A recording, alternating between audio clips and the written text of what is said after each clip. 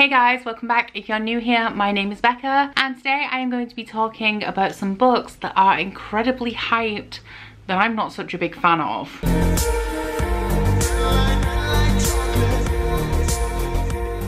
So today I'm going to be talking to you guys about 5 books that are very hyped where I just don't really see the hype on them. But none of the books I'm going to be talking about today I actively disliked. I think that every single one of them I gave 3 or 4 stars to, so I did actually really enjoy these books. But these are the kind of books where people scream about them, say that they're the best things ever, that they're their favourite book of all time, and I really don't see it. Now this is obviously subjective. A couple of them I don't see the hype with just because the type of book or the genre or something is just not a fit for me. They are all fantasy books, but there are certain types of fantasy books that I just really don't get on with. So there is going to be no tea in this video, and I have had comments before because I generally, if I have a negative video, I say there's no tea at the beginning, and I have comments that say she said there was going to be no tea and then she said something negative. Tea is not saying something negative. Tea is something that is gossip worthy, and I just personally think that a conflicting opinion to your own is not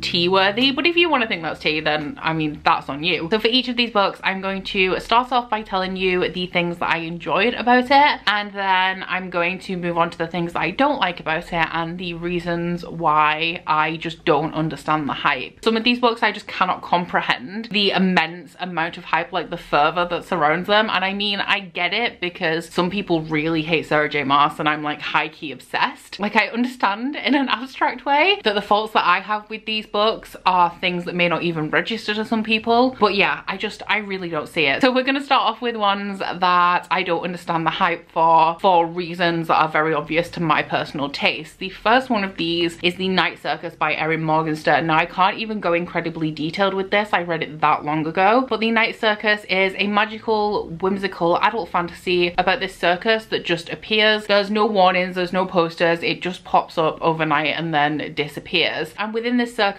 we have 2 magicians who are having a magical competition. There is also a romance in here as well, and like I said, it's been a long time since I read this, so I can't actually remember why they're having the competition. And I would actually like to reread this because at the time that I read it originally, I wasn't reading a whole ton of adult books, and I'm interested because I think there's a chance I may appreciate this more if I read it now. So the things that I remember really liking about this, I like the concept of the Night Circus and I like the Night Circus. Erin Morgenstern's writing is very beautiful. It is very lyrical, atmospheric, picturesque, and I did really enjoy that about it. I loved the way she built the Night Circus, and just with this beautiful writing style, it just all came together and really gave me like cozy autumnal vibes. I think I gave this 4 stars when I read it because you absolutely cannot fault that the writing is beautiful. However, the things I didn't like about it, it's just really ambiguous. When I think of a magical tournament, I do not think about what these 2 characters are doing. I think, if I remember correctly, they're just trying to outdo each other by creating more beautiful, more magical circus attractions. So yeah, it was just a little bit too ambiguous, a little bit too whimsical for me. I wanted an actual magical competition, which it is a magical competition, but just really not the type of magical competition that I like. And I did find it quite boring and quite slow in parts. I do appreciate slow books a lot more now, so like I said, I may appreciate it more if I reread it. But yeah, at the time I was kind of bored and underwhelmed with the way this whole magical competition played out. The romance as well, as far as I remember it, wasn't really there. Once again, kind of ambiguous and magical, and I wasn't a fan. You don't often hear me talking about this book and how I don't like it because I can't remember enough about it to give you like a detailed breakdown of my thoughts. I just remember not loving this. Another obvious one for my personal reading taste is the Infernal Devices series by Cassandra Clare. I think I gave the first 2 books in this series 4 stars and the last one 5 stars. So this is the second series in the Shadowhunters world. It's the first historical series, and we follow a girl called Tessa who ends up in the Shadowhunter Institute in London, and she grows close to 2 Shadowhunters, Jem and Will, and there's a love triangle between them. Shadowhunters are Nephilim that fight demons, but there's also tension tension between the Shadowhunters and the Domeworlders, who are like werewolves, vampires, fairies. I used to really like the Shadowhunter world. You guys may have heard me say that I've kind of fallen out of love with Cassandra Clare over recent years, and I have not yet read anything past the Infernal Devices. So first off, the things I liked about this series, I do like the Shadowhunters world. I can't deny that, despite being reluctant to continue on with the universe as a whole. It's hard for me to remember because the Mortal Instruments used to be my favorite series when I was like 19, but it's been a long time since I read them, and I don't think I would enjoy them now. But I really liked the character dynamics both in the Mortal Instruments and also in the Infernal Devices. The best thing about this trilogy is the love triangle, because it is not your typical love triangle, and the way all the characters go about it I just absolutely loved. And I do think that I shed a tear or two at the end of the final book in this trilogy. Cassandra Clare's writing, it's nothing amazing, but I do enjoy it. That's the reason why I've managed to read 9 books in this world. But overall, as a universe, I do enjoy Shadowhunters. Now, the thing that I didn't like about this, the most obvious one, is that it's historical. I don't get on with historical stories that have antiquated or like historical societies in them. So things like the old-fashioned method of courting, where like you had to ask somebody's permission to court somebody, and then it would just be a series of walking in the park and it's romance, but not by modern day standards, which is perfectly understandable because it is accurate to the time period. I just really don't enjoy reading it. I find it really boring. So just the fact that this was historical meant that I didn't enjoy it as much. The second thing that I disliked about this was just the general plot. I think that the main villain and the main enemies in this series have clockwork, like robot type things, and I just didn't like it. It didn't feel right to me. I didn't enjoy it. This is one of those where I kind of do understand why people really love it, because if those things are your taste, then it's not a bad book at all. It's just because it's historical, just straight off, I was not gonna love this series. Moving on to a big booktube favorite, we have the Shades of Magic series by V.E. Schwab. I have only read the first 2 books in this series. I read them the year that the sequel was released, and then by the time the 3rd book was out, I didn't remember enough to carry on with the series, but I am currently buddy reading all of V.E. Schwab's work with Jade from Jade Ray Reads. V.E. Schwab is her favorite author, so sorry Jade. So I will be going back to this series because I didn't necessarily have strong negative feelings about this. I read this because of the hype. It was when I was very new to the online book community, and I was very much a watcher as opposed to a participator. I was just aware of people talking about books online, but I didn't participate at all. So this was coming up on everyone's Instagram feed, so I picked it up because I wanted to try it. And this series follows Kel, who is an Antari, which means that he can travel through worlds, specifically these 4 parallel Londons. The London that he's from is Red London, and it has magic. The normal world is Grey London. Then we have White London, which I think is dying, and Black London, which is completely obliterated. So Kel can travel between these 4 worlds, and to make a little bit of money, I think it's money on the side, he occasionally transports artifacts. And this story really kicks off when he's transporting one of these artifacts that causes him quite a bit of trouble. So I did really like these books. I enjoyed them. I really like the concept of the parallel worlds. I like the world building. The magic system, don't love it,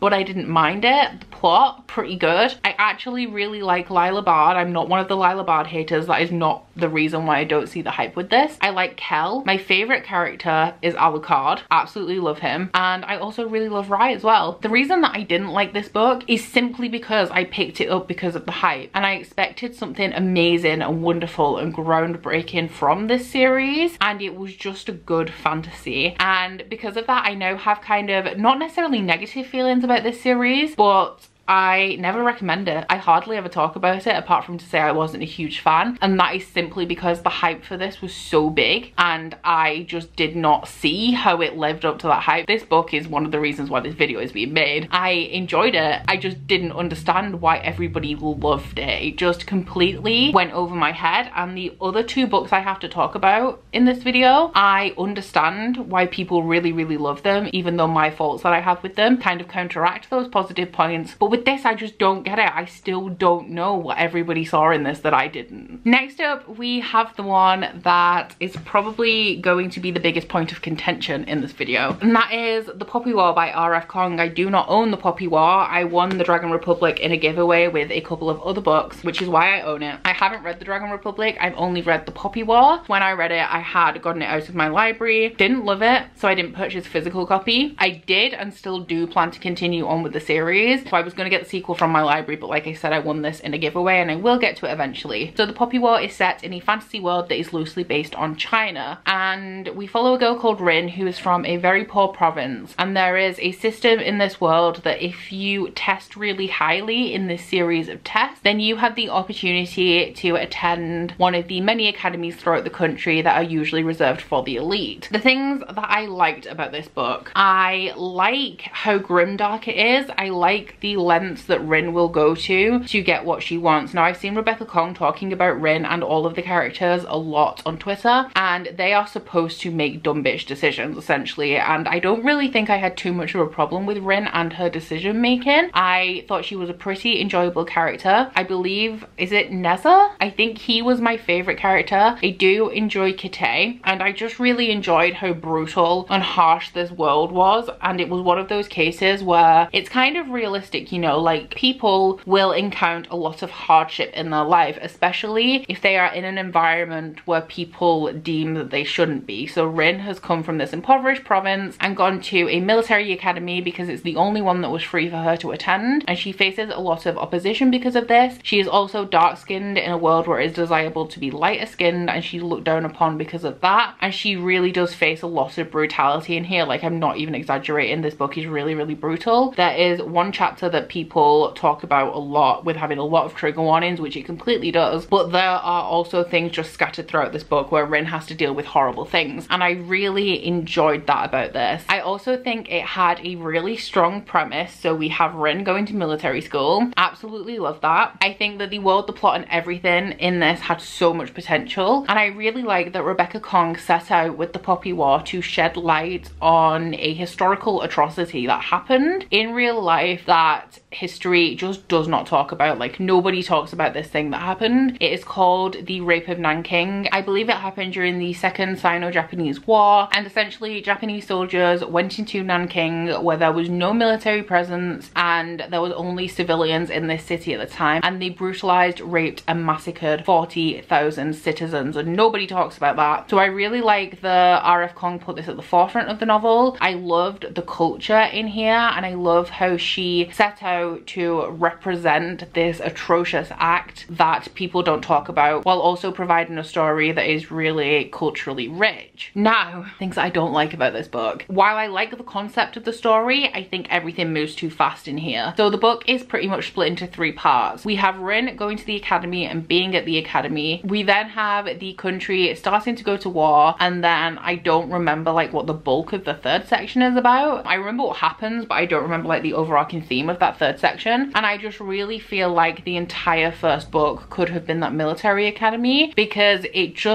it felt like it lacked development because it moved too quickly. I also found there to be quite a few contradictions in it. The first one, which isn't a spoiler because it happens in the first couple of chapters, is that the reason why Rin desperately wants to go to this academy is because I believe she has, it's either her aunt or like foster parents, and they are horrible to her. They are abusive towards her, and they are nothing but nasty. They pretty much use her as slave labor in a shop because they don't have to pay her or only have to pay her peanuts, and they are literally abusive to her. Yet the reason she goes to this academy is because they have decided that they are going to sell her as a bride to this guy who will help them further their business because he will offer better trade deals for their shop. And Rin says, if you give me, I think, is it 2 years? 1 year or 2 years? But she says, if you give me this amount of years to train really hard and take this test to go to this academy, can I do that instead of marrying this guy? And they agree. And it's like, why would you offer her a kindness? They have nothing to gain from this, and it's been made quite clear that they're abusive, they don't like her, they don't want her, and it's just little things like that that didn't really add up to me, and I noticed it and found it contradictory. But little things like that do happen throughout the book. Aside from that, as I mentioned, the pace is a little bit too fast. I feel like everything could have been slowed down and more developed. But I picked The Poppy War up because people were saying it was the best adult fantasy of 2018.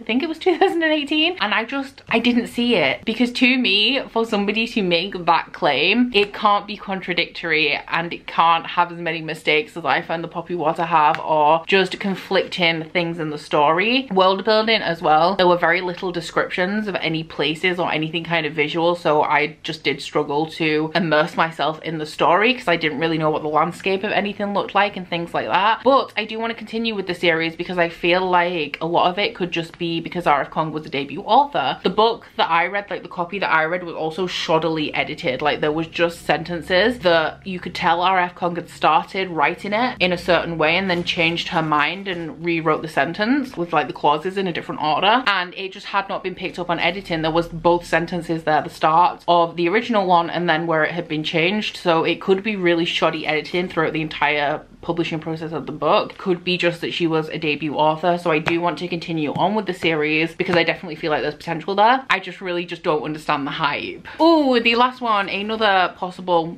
point of contention, is The Priory of the Orange Tree by Samantha Shannon. So this I picked up, it's tabbed up because I did a live show for this with a few other booktubers as part of a book club, and this is a 800-page standalone adult epic fantasy, and just me saying that pretty much summarizes all of the problems that I had with this. This is a very complex story, but the main crux of it is that there are two different sides of the world, the West and the East. The East love dragons and worship them, and the West are scared of them. And there was this big bad dragon that was conquered many years ago, maybe 1,000 years ago, and there's a superstition in the world that if there is not a queen on the throne of the city in the West, that the dragon will come back. This book is about this dragon that was conquered and the threat of it returning, and also about the two different perspectives on each side of the world. So the things I liked about this, Samantha Shannon has created a completely matriarchal society in here. The fact that it's matriarchal is not like the big deal, it's that she has challenged gender in here. So without making a big deal about it, she has done things like some of the knights are women, but you don't know they're women, and your brain kind of automatically thinks they're men, and then you find out they're women and it's like a bit of a shock. So I really like the thought that she put into challenging gender roles in here, because it is quite historical in nature, but it's just little things like that where she's mixed it up a little bit and pretty much stripped the sexism from the world, and it's surprising how much of a big difference it makes. I also liked the diversity and the mythology and folklore that's woven through here, because the West and the East are loosely based on the West and the East of the world. So the East feels very East Asian and the West feels very like British, and a big portion of this book is inspired by St. George and the Dragon, which is like old English history legend, whatever you want to call it. So she definitely did her research. I remember following her on Instagram many years ago when she started writing this book, and she did visit, I can't remember whether she went to China or Japan, but I do remember that she was traveling Asia as research for this book. I did enjoy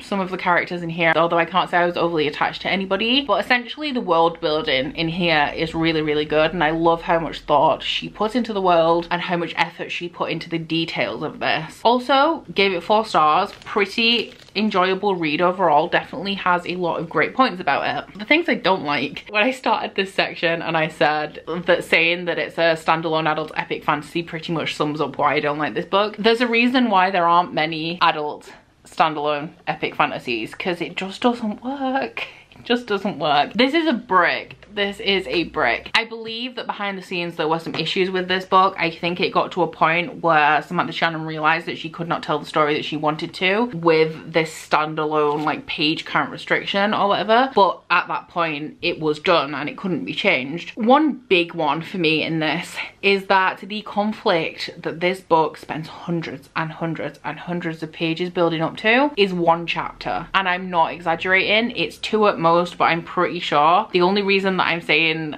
that I'm unsure right now is because I can't remember 100%, but I'm pretty sure that it's just 1 chapter and it's over so quickly, which results in me thinking, what is the point? What was the point of me reading all of these pages for it to come to this? There was also a character in here, I can't remember her name, but she was a witch. Absolutely loved her. Hardly saw her because there are so many characters in here, there is so much going on that each of them kind of feels not necessarily underdeveloped, but just like there should be more of them to really really cement them with the reader, and so that the reader can really get to know them and enjoy them. Because with having limited page count, I mean it's not limited, it's huge, but for what Samantha Shannon attempted to pull off in here, it's pretty small considering the scope of the story and the amount of characters. The first couple of hundred pages of this as well are so dense and so slow as we're getting to grips with the world, and this could have been a great setup for a great duology, but it's a standalone. This is all there is, and it shows. It really shows, and it is sad because I did enjoy this overall. Another gripe that I have with this is that we all hate traveling scenes, okay? Like, we all complain about the 3 chapters where our heroes spend traversing the desert and it's boring and it's long, but because of that, Samantha Shannon took out every travel scene in this book to the point where there is a very noticeable moment. It's around the time of the final battle where a character starts off in one part of the world, I think it's the east, and then you go to a chapter from another character's perspective, and then you come back to his perspective and he's crossed the entire damn world, and then you go to another character's perspective, you come back to him and he's back in the east. He was practically teleporting around this map, and when you take out traveling scenes like that, it just seems a little bit less credible, a little bit less believable, and it's like completely a subconscious thing. Like, I could see that it was happening, but just cutting out those travel scenes, it kind of just puts doubt in your mind that it's believable, if that makes sense. So yeah, I just really wish this would have been 2 books. If it was 2 books, I probably would have loved it, but it was 1. And I love what Samantha Shannon attempted here. I just don't think it worked out 100%. But that is it. Those are the 5 books that are incredibly hyped on BookTube, Bookstagram, just the entire like online book world that I personally just did not really see the hype with. Please let me know down in the comments if you feel the same on any of these books. If any of these are one of your favorite books, then I'm sorry. I did really enjoy all of them. I just don't love them like everybody else does, and it's a sad feeling, you know, because you want to be up there with everybody else. You want to appreciate these books like everybody does, and it falls flat and it sucks. But that is about it for this video, guys, so please don't forget to like if you liked it and subscribe if you wanna. If you head into my description box, you will find a link to my Goodreads, Instagram and Twitter if you'd like to follow me on any of those, as well as a link to my Bookish body butter and candle website, the Instagram for that, and a 10% off discount code. But that's it from me today, guys. Bye. Oh, you bite your friend like chocolate. You say you'll go where nobody knows, with guns hidden under our petticoats. We're never gonna quit it, no, we're never gonna quit it, no.